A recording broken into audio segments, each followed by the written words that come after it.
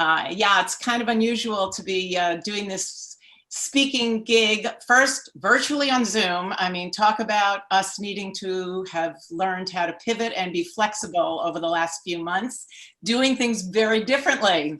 So I certainly want to start by thanking Rachel and Randy and Leslie and Sheila and all of you ladies, Gloria, everybody who I know how to pivot and be flexible to take what would have normally been something that we would be doing in person, face to face in a room, and knowing that we can't do that, instead of just saying, well, let's not do it, we found a way to do it. One of the silver linings that I keep saying is coming out of this COVID crisis is people are finding strengths that they actually didn't know that they had.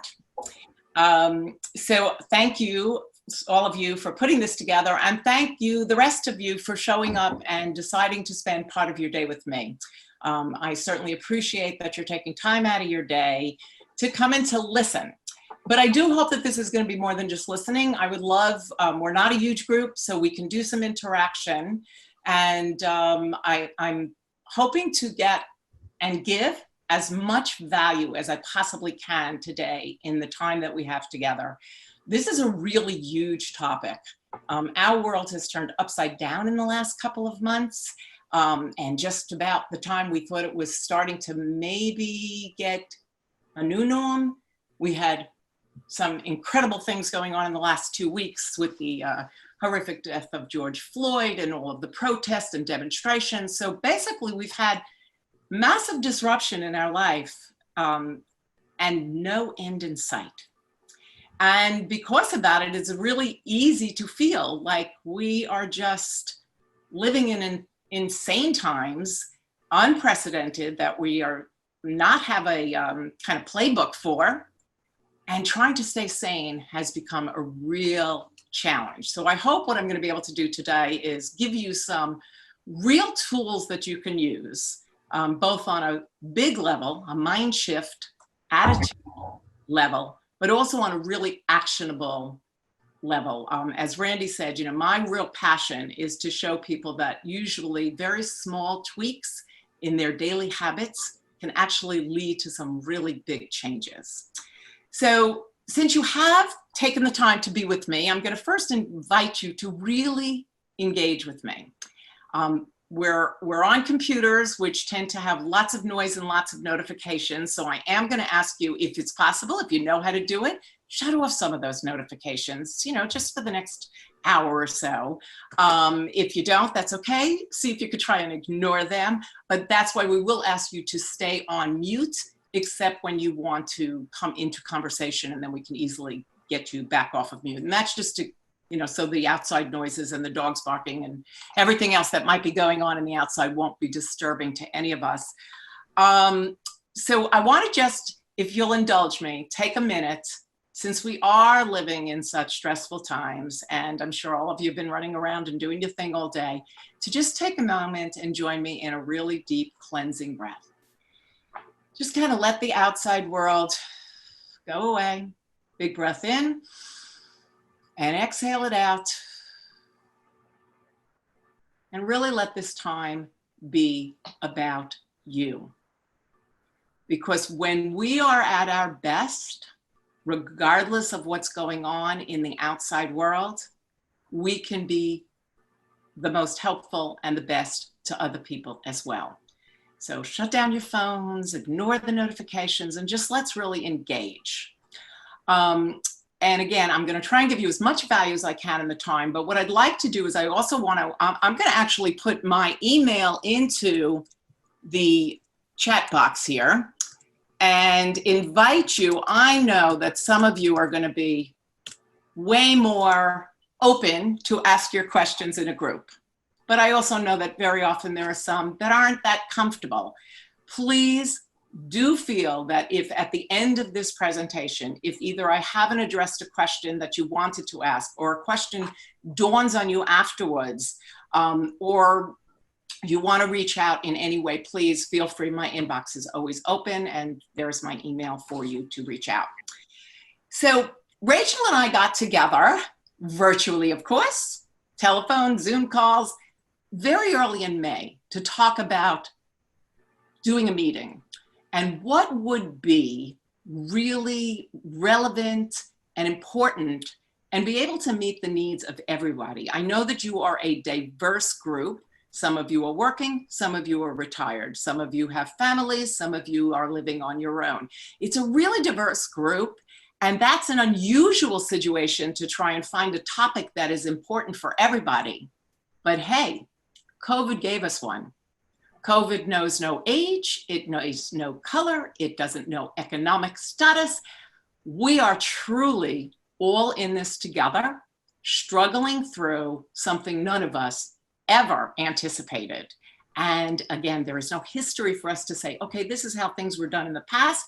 If we just follow this roadmap, we're going to be okay. No, that's sort of not the way that happened. So we early in May thought we were at a time, and there's actually very predictable stages. The behavioral science world have come up with predictable stages that this pandemic has gone through in regards to how people are reacting emotionally, both emotional arousal, fear, concern, anger, rage, really high emotional arousal, to sadness, grief, depression, and lack of ability to focus. And we've been on an emotional roller coaster.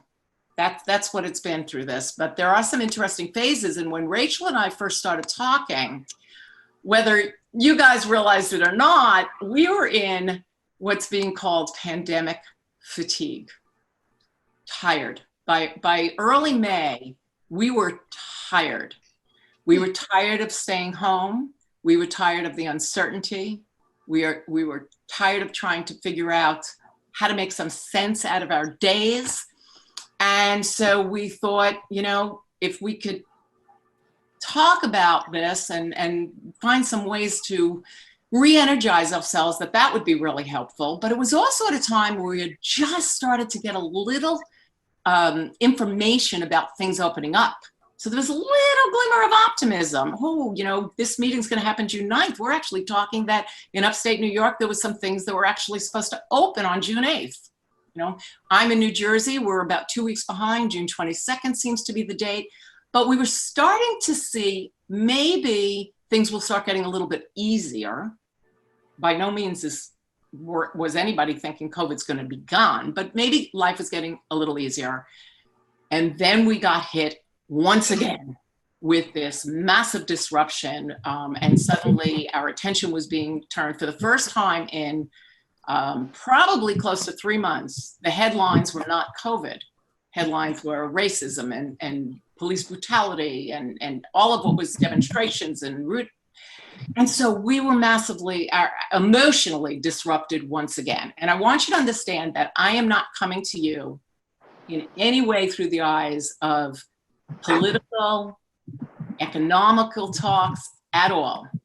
I am going to present to you today through the lens of behavioral psychology, looking at how outside circumstances impact the way we behave and the way that we feel. Okay? So I've got like a ton of stuff that I want to try and get through. Not sure that I'll get through all of it. So if you occasionally see me looking down, I'm just taking a look to make sure that I'm kind of staying on track here. And what we're going to cover today are, number one, why is this massive disruption? Why has it actually thrown us for such a loop? And there are really some physiological and social emotional reasons why we as human beings are feeling so upside down right now.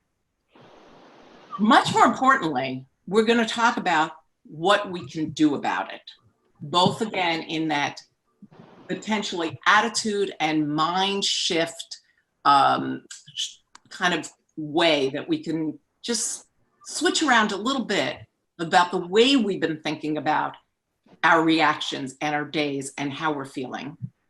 And then I really want to leave you with some actionable steps, things that you could be doing on a daily basis to feel a little calmer, a little bit more focused, a little bit more productive, dare I say, maybe even a little bit happier, and certainly a little bit more sane. So does that sound okay to you guys? That sound like a good plan? Wonderful. Thank you so much. All right. So, what threw us so upside down about this? Well, first, it was totally unanticipated. When we look at other catastrophes, very often there's warning. World wars, there was warning that things were turning and changing. Hurricanes, tornadoes, but people are tracking the weather. There's some warning signs. We didn't really have that. When we first heard about coronavirus, it was happening over in China. It was kind of afar. I mean, we were horrified and, oh, that's awful. But we didn't really at that point think it was going to impact our lives. I'll tell you a quick, interesting story. The first time that I thought coronavirus might have a little impact on my life was in early February. I had just returned from California, where I had spent time with my daughter, who was newly engaged, and she got a wedding gown. She said yes to the dress. Woo! Well, about early February, she called me and she said to me, "Ma, do you think we need to be concerned about my dress?" I was like, "Why are you even asking me that question?" And she said, "My dress is being manufactured in China." And I was like, "Oh, the factories are shut down in China." And from February, where it was maybe a little concern and like, ooh, well, we'll work around it, to fast track now, that wedding just got postponed. So no warning, boom, it hit, and things unraveled really fast. The world as we knew it was no longer the same. Not only did it come unanticipated and happen so fast, but as I've said, there was no playbook. There was nothing in history, no one on this call, not even my mom, who's oh my, she'll probably hate me for saying this, my beautiful 99-year-old mom has not lived through a pandemic. So we didn't have any kind of clue what we're supposed to do, how to manage to get through it. And then there was so much confusion, even from our leadership. And again, I'm not necessarily talking political, but the greatest minds in the world started to get together, and there was conflict between the World Health Organization and the CDC. And so it was bedlam, and we were thrown into an emotional roller coaster. It's sort of like all of the emotions you could possibly imagine having in one day were put in a blender, and we're experiencing all of them. So I'm going to try something. I hope this is going to work. I want to share my screen. Disabled attend.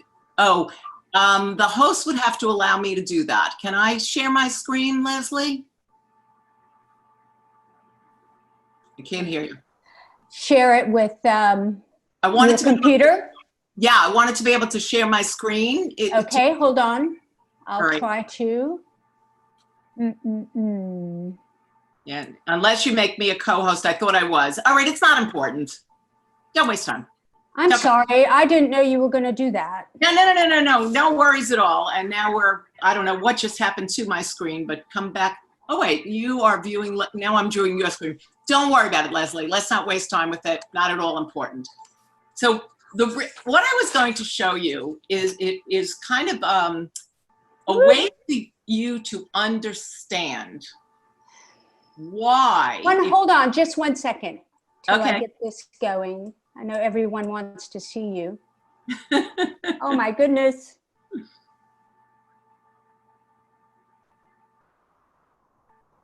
Okay. I can still see the gallery view. Can you guys see? No, we can't see you. You can see her? Okay. Yeah, I can see the gallery view. Okay, go back into speaker view. I'm trying. Let's see. Gallery. I lost the window. Oh my goodness. Can you guys hear me? Yes. Okay, so how about while Leslie is playing with that and figuring out how to get the screen back, I'm going to keep on going because I don't want to have to, miss out on what I'm going to explain to you, and I'm sure we'll be able to get this back really soon. So anybody remember from high school psychology or Psychology 101 when they went to, oh, there we are, we're all back. If you went to college and took Psychology 101, a very basic principle was called Maslow's hierarchy of needs. Anybody remember that? Sound familiar? Okay. So I'm going to kind of give you a very brief review of the hierarchy of needs. And I want you to think, as I go through this pyramid of needs, how the disruption has shaken this hierarchy of needs, both the pandemic and everything that's going on socially in the world over the last 2 weeks. So at the most basic level is your basic needs, and they are made up of your physiological and your safety needs. The need to have a roof over your head, the need to have food on your table, the need to feel secure and safe, that you're out of harm's way, the need to know that you can get the rest you need, and that your physiological basic needs are met. If those needs are not being met, there is nothing else that's important in your life except trying to meet those needs. Okay? So again, safety and physiological needs. It's our bottom line. Once those needs are met, we can climb the hierarchy and we go into our psychological needs. And those are belonging, socially connecting, being part of a group, being around people that you care about, your intimate relationships, your friendships, and your self-esteem needs, feeling that you are accomplishing things during the course of your time, feeling that there's a reason for you to be here and to wake up in the morning. So just think about that level in particular, how that's been impacted by the threat of this pandemic. And at the top of that, once those needs, and for many, many people, they fulfill their basic needs and their psychological needs, and they struggle a little bit with the top of the pyramid, which was your self-actualization or your self-fulfillment needs. And that's when you feel like you are achieving your full potential, including your creative outlets. So when the pandemic hit, the first thing that really got rocked was our basic needs. We were facing something that potentially could kill us and destroy us. And as time went on, there was concern that we might not even have the right food on the table. Think about people hoarding toilet paper. That came not out of, it's easy to be able to say, oh, that person was just being so selfish. No, that person had, as a mentor of mine described that initial phase that we went through with the pandemic, hair on fire, like just scared to death, not knowing what to do, feeling like your basic needs weren't being met. And so you do anything to be in survival mode. And then as we realize that, okay, it's threatening, but maybe we'll be okay if we can do what we're being told to do. And that's kind of the phase when we started shifting into, put on a mask and put on gloves. And if you're going to go out, make sure you're washing your hands, wash them before you leave, when you come back. And so we thought, okay, maybe we're a little bit safer. But then we were told, okay, we're going into lockdown. And so our needs to connect, to hug, to be around our friends, to be out in the real world got shut down. And now our psychological needs were being shook. And to make matters worse, if we weren't coping well, we started to beat ourselves up and feel badly. Like, why can't I get out of bed in the morning? Why am I not getting my work done? Why can't I focus? Well, it's because your basic needs were in a position of being threatened. And as far as self-actualization or fulfillment, everybody started questioning, what is the purpose of my day? Does it really even matter? And so if you take a look at that, it's really easy to understand why this disrupted us to the point that it did, why we ended up in this place where we just, one minute we were crying, the next minute we were furious, the next minute we were just exhausted. It is stressful. We have been living, even on the days when we are feeling pretty okay and thinking that we're getting through, there's this underlying level of stress that we're living with because we are fearful that our basic needs are not being met. Does that make sense?